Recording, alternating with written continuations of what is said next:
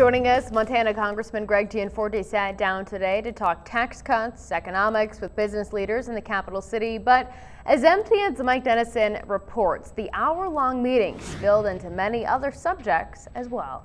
First-term Republican Congressman Gianforte told members of the Helena Chamber of Commerce Friday he was there to listen about how the GOP tax cut bill was playing out for businesses.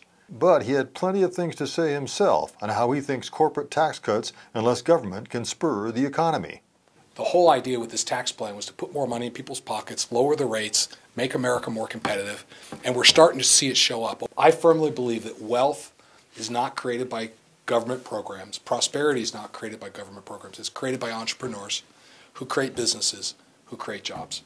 Mostly government should just stay out of the way. U.S. Bank executive Jeff Arbazani said the company has raised worker wages from $12 to $15 an hour for many employees and awarded bonuses because of the tax cut. Business owners also brought up workforce issues and how it's often difficult to find qualified people for certain jobs.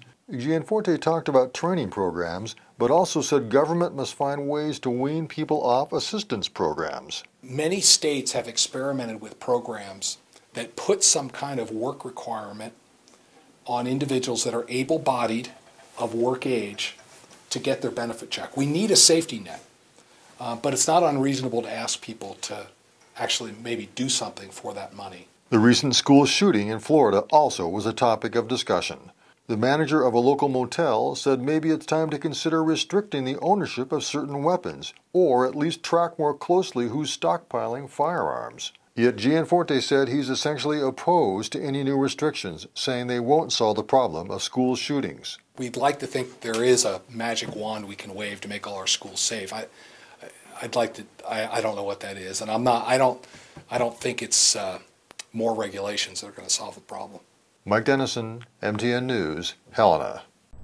Gianforte says he commutes back to the state from Washington every weekend to talk to Montana voters.